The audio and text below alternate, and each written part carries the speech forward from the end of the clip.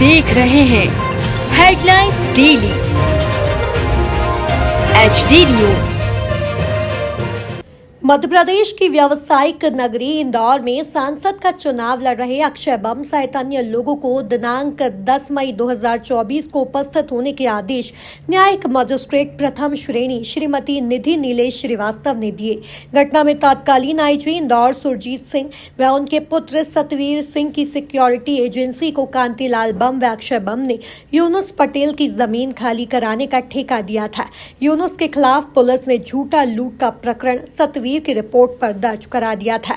झूठे साक्ष्य रचने के कारण यूनुस लूट के प्रकरण से दोषमुक्त हो चुके हैं। अपराध क्रमांक 581/2007 की केस डायरी प्रकरण के साथ संलग्न नहीं है, अतः थाना प्रभारी खजुराना को माननीय सत्र न्यायालय के समक्ष केस डायरी पेश करने हेतु निर्देशित किया गया। अभियुक्तगण की अभिरक्षा की अवधि का प्रमाण पत्र अंतर्गत धारा 428 दंड प्रकरण संहिता तैयार किया जाकर प्रकरण में संलग्न किया जाए। उभय पक्ष को सुना गया, प्रकरण का अवलोकन किया गया। प्रकरण के अवलोकन से दर्शित है कि प्रकरण आरोप तक की अवस्था पर नियत है। प्रकरण में फरियादीगण की ओर से प्रस्तुत आवेदन पर तत्कालीन पीठासीन अधिकारी द्वारा आदेश पत्रिका दिनांक 29 जनवरी 2022 द्वारा फरियादी को प्रकरण में अभियोजन की सहायता हेतु अधिवक्ता नियुक्त करने की अनुमति दी गई थी। फरियादी ने अपनी ओर से अभियोजन की सहायता हेतु श्री मुकेश देवल मोबाइल नंबर अधिवक्ता को नियुक्त किया है।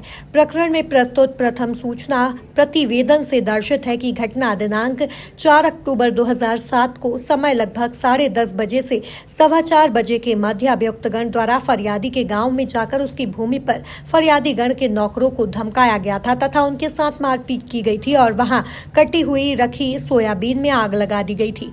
जब फरियादी गण अपने नौकर का मेडिकल परीक्षण करवाकर वापस खेत पर लौटे तो अभियुक्त कांतिलाल एवं उसका लड़का अक्षय, सतवीर, सुरक्षा गार्ड मनोज, सोनू बंदूक लेकर एवं अन्य 7-8 लोग भी आए थे, जिनमें से कांतिलाल ने कहा था कि यह यूनुस गुड्डू है, इसे गोली मारकर जान से खत्म कर दो। तभी रिंकू ने यूनुस का हाथ पकड़कर उसे पीछे से खींच लिया था।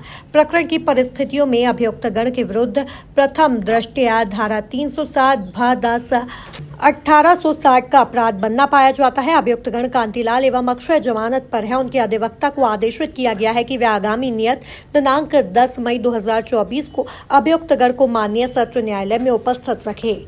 जी बताइए भाई साहब, क्या आप मामला किस है? प्रकार का मामला? ये ज़मीन संबंधित मामला था। 2004 से लगातार एक शिक्षा के विभाग में इन्होंने काम स्थापना की थी, लॉ कॉलेज, जो AB रोड पर शनिवार दर्पण के अंदर 10/12 में एक कमरे में लॉ कॉलेज चलता था। तो इनके पिताजी VIP एक टेलर, वो नाई के यहाँ कटिंग दाढ़ी कराने, शेविंग कराने आते थे, वहाँ पे मैं भी जाता था और वहीं से हमारी घुला मिलना चालू हुआ। फिर इन्होंने बोला यार आपके खेत पे क्यों ना अपन एक स्थापना कर देते हैं लॉ कॉलेज, जो आप समाज सेवी भी करते हो काम, आपकी समाज के भी बच्चे पढ़ेंगे। तो मैंने कहा ठीक है यार, बोले घर पूछ लो आप, अपन बढ़िया काम कर देंगे। तो मैंने घर पे बोला इसी तरीके से काम करना है, पर इसमें पैसे अभी नहीं देंगे ये, जब तक खेती करना अपने को।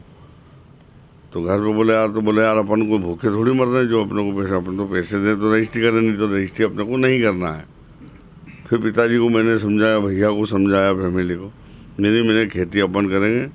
इनका ये कहना है कि मैं एजुकेशन लॉ कॉलेज चलाता हूँ, मेरे को रजिस्ट्री लगा दूंगा तो करोड़ों रुपए लोन देगी गवर्नमेंट। ठीक है साहब, रजिस्ट्री 2004 का मामला था, 2007 में आए रजिस्ट्री कराने, यानी 2-3 साल बाद। फिर बोला भैया यहाँ तो रेट 65 लाख रुपए बीघा एकड़ हो गई। तो बोले यार कुछ तो भी देखो यार, इसमें कर लो यार, अच्छा काम है। वो 30 लाख रुपए प्रति एकड़ से सौदा तय हुआ था।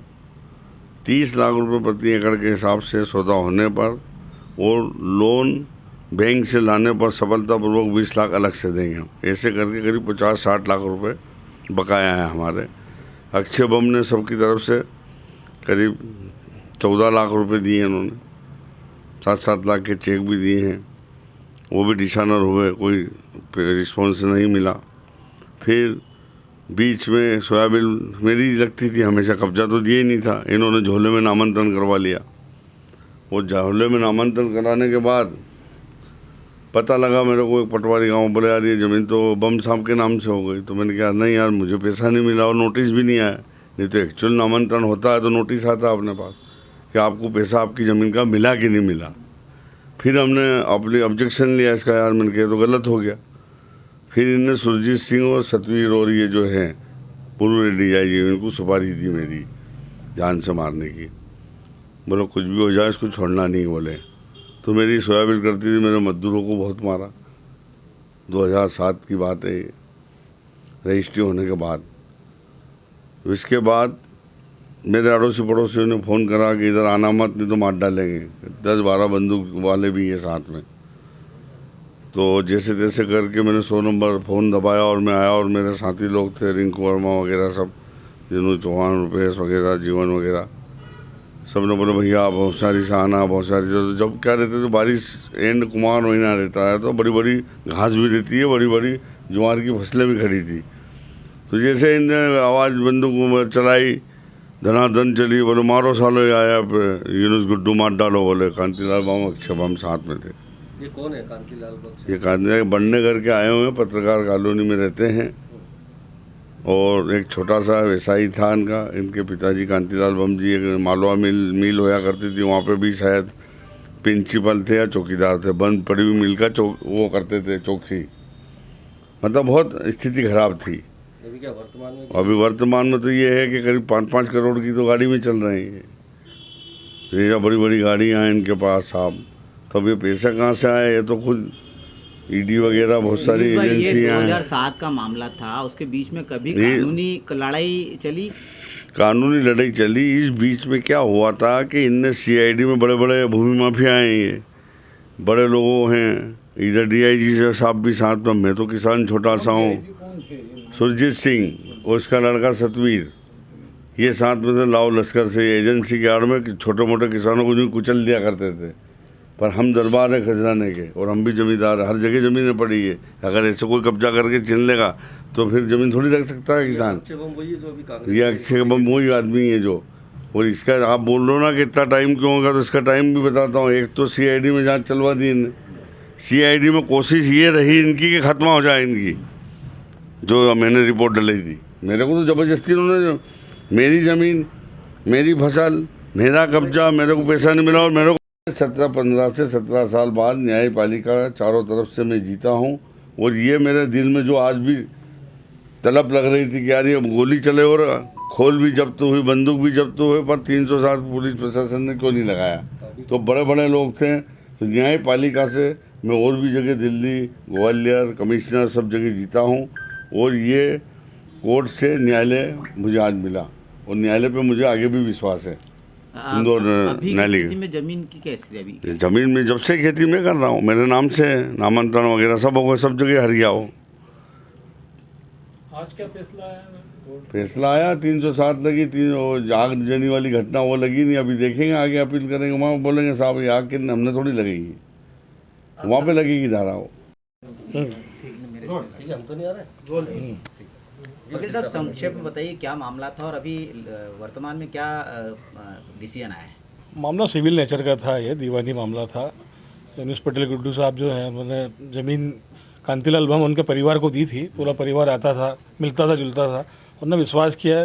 पटेल परिवार जो है पढ़ा लिखा नहीं था, ग्रामीण परिवेश के थे। उन्होंने विश्वास करके 4-5 उनके एग्रीमेंट साइन कर दिए थे बैंक लोन लेने के लिए कि सब बैंक लोन हो जाएगा तो हम आपको पेमेंट कर देंगे।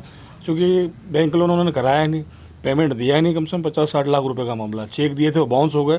इनको विश्वास में लिया पटेल परिवार को कि साहब कब्जा आपका रहेगा, हम नामांकन भी नहीं कराएंगे। लेकिन अचानक 4/10/2007 को एक घटना घटी जिसमें तत्कालीन IG सुरजीत सिंह, उनका बेटा जो कि ये चलाता है कंपनी, लेबर को रखता है, बंदूकधारी भी रखता है, सर्विस है, सिक्योरिटी सर्विस है, तो उन्होंने अपने प्रभाव का उपयोग करते हुए पूरा का पूरा उनको ठेका देता था ज़मीन खाली कराने का। तो 4 तारीख को ये घटना घटी कि उनके खेत पे गए, सोयाबीन में आग लगा दी, मजदूरों को मारा। यूनुस भाई को खबर मिली, ये गए, जाके सबसे पहले अपने मजदूरों को लिया, उसका इलाज कराया। फिर वापस से फ़ोन आया कि साहब फिर बंदूक लेके ये लोग पहुँचे हैं। फिर वहाँ पे इनके साथीगण भी गए, वहाँ पे गोलियाँ चली, इनके कान के पास से निकली, बच गए। कब का मामला? ये 4/10/2007 की घटना है। अब क्या है? उसमें फिर यूनुस पटेल साहब के खिलाफ ये हुआ कि लूट की मामला दर्ज करा दिया, झूठा मामला दर्ज करा दिया, एक तरफा मामला दर्ज करा दिया। फिर इन्होंने जो है यहाँ से लेकर Delhi supreme court, high court, revenue board, सब दो लड़ाई लड़ी और वर्तमान में सारी जगह हम जीत चुके हैं। कब्जा भी नहीं का है, सारी चीज़ें चल रही है। अब उस समय ये हुआ था कि 307 की धारा नहीं बढ़ी थी 2007 में, 2011 में इन्होंने चालान पेश किया। ये काफ़ी प्रभावी लोग थे, उन्होंने प्रभाव का इस्तेमाल किया, चालान पेश नहीं होने दिया, चालान पेश हुआ। बाद में कुछ आरोपी फरार हो गए, फरार होने से जो प्रकरण चला नहीं था आगे। फिर बाद में हमने सभी जो फरार हो गए थे उनको स्थायी करा के फिर हमने बहस की, तो न्यायालय ने जो है धारा 307 का दोनों बाप बेटों को प्रथम दृष्टया आरोपी माना है और मामले को माननीय सत्र न्यायालय में उपार्पण किया है। 10 तारीख रखी है इनको हाजिर होने के लिए, दोनों को। मैं हूं सोनू सूद और आप देख रहे हैं HD न्यूज़। नमस्कार, मैं आशुतोष राणा। HD न्यूज़ के सभी दर्शकों को मेरी बहुत सारी शुभकामनाएं। हाय, मैं हूँ दीपिका सिंह और आप देख रहे हैं HD न्यूज़। हाय, मैं हूँ बिंदु दारा सिंह और आप देख रहे हैं HD न्यूज़।